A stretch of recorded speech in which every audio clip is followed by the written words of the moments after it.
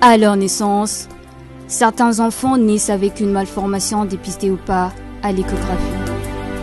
Quand je l'ai vu avec une malformation, j'ai dit au docteur, j'ai mis au monde un handicapé, car j'avais vu que mon enfant avait les pieds tournés, comme ceci. Lorsque j'ai remarqué que mon fils est né avec des pieds différents de ceux des autres, je me suis sentie très triste. J'avais peur, car je croyais avoir mis au monde un handicapé.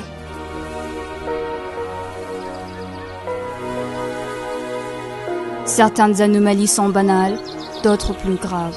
Parmi ces malformations, il y a le pied-bot. De nos jours, comment le pied-bot est traité au Burundi? Quels sont les centres où le pied-bot est traité? C'est ce que nous vous proposons de découvrir.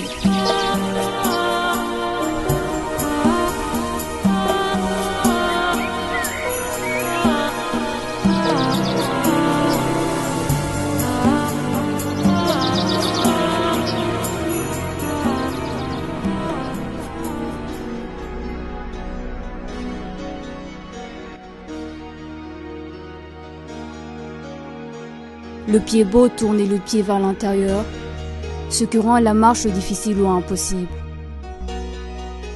Cette malformation, dont les causes ne sont pas connues, est présente à la naissance et peut atteindre 1 ou 2 pieds.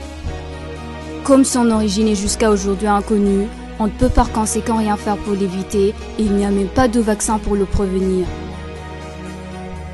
Il faut aussi noter que les parents n'ont aucune part de responsabilité si leurs enfants naissent avec pied-bot.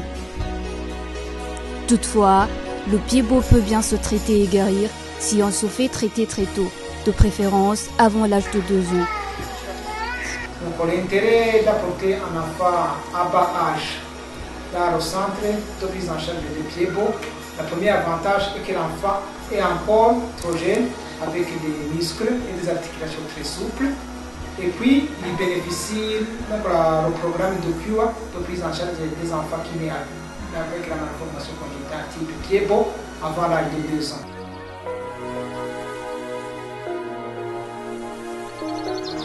Le Burundi a de nombreux cas de pied-bot, mais grâce à Kuo Club Foot et à ses efforts, le pied-bot est maintenant traité au Burundi. Le programme est opérationnel au Burundi depuis 2011 et il a déjà aidé plusieurs enfants vu qu'il a 5 centres qui sont éparpillés dans différentes provinces du pays.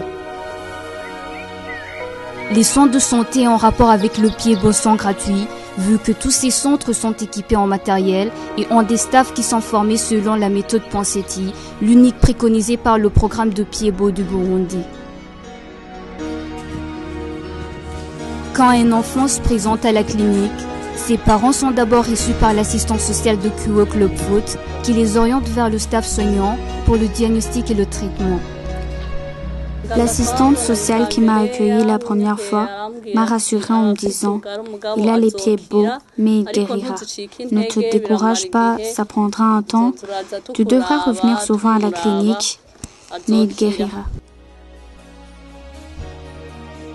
L'accueil est fait par un assistant social qui prépare le parent par rapport au traitement et lui donne des informations nécessaires tout en établissant une relation de mise en confiance qui lui permettra de faire un suivi permanent et efficace.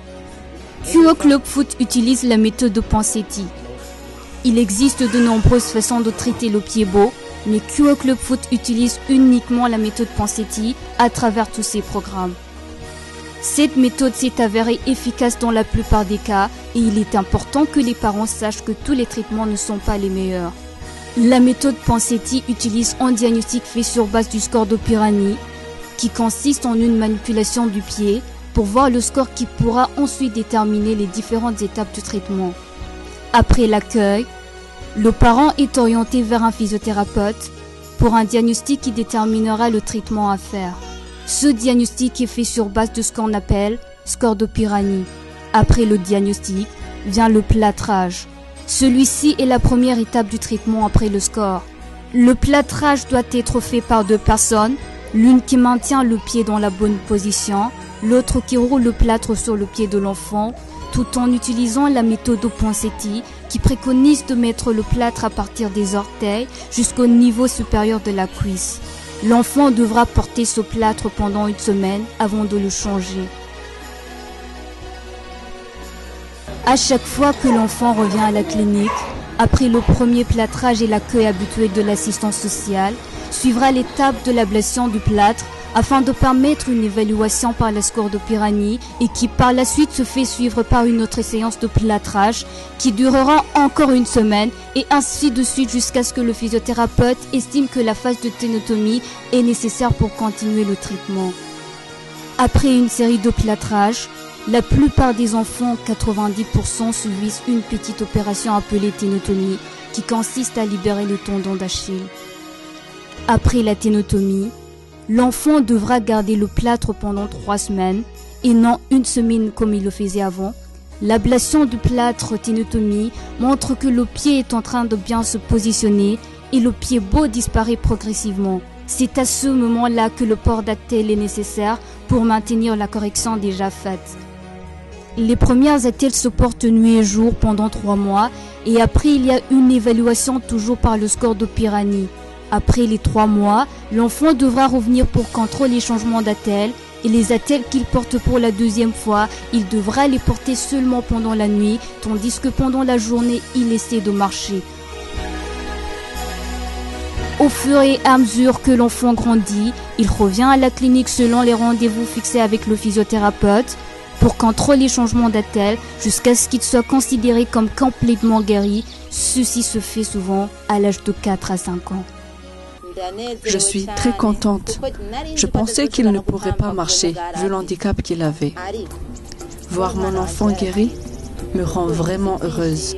Je ne pensais pas que mon fils pourrait avoir un pied comme celui-ci. Mais Dieu l'a fait.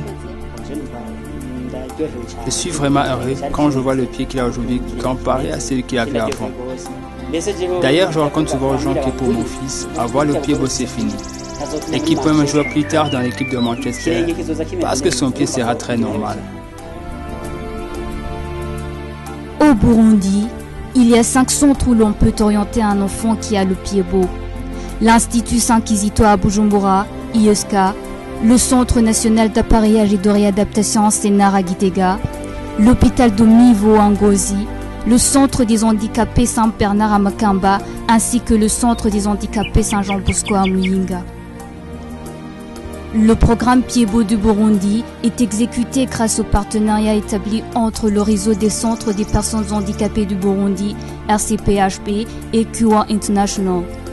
Depuis son commencement, ce programme vise l'éradication des pieds beaux chez les enfants de moins de 2 ans comme un facteur d'handicap physique chez les personnes adultes. Avec le programme de Pied Beau, les services offerts par QO Club Foot 100, le traitement est gratuit pour tout enfant qui parvient à la clinique. Les cliniques sont équipées en matériel. Le personnel reçoit des formations en matière avec le pied beau. Les parents bénéficient des séances de counseling et d'écoute pour les encourager, les informer et les accompagner.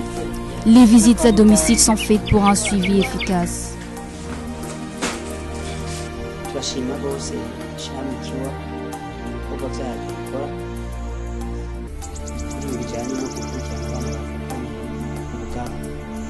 abandi yo gushima bisaba yuko ishiramu kiwa ryokora cyane kuruta kugira ngo ishikire abandi bana badashobora gushikira ishiramu kiwa rifungura bifasha abana bakana. Tous ceux qui ont les pieds beaux devraient aussi être amenés dans ces cliniques. Le fait que mon enfant soit guéri me rend très confiante. Je les remercie beaucoup, je ressens une si grande joie en moi. Dieu seul saura les bénir.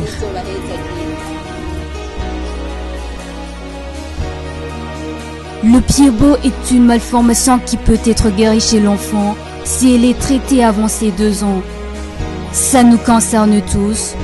Conjuguons nos efforts dans l'éradication du pied beau comme facteur d'handicap physique chez les personnes adultes.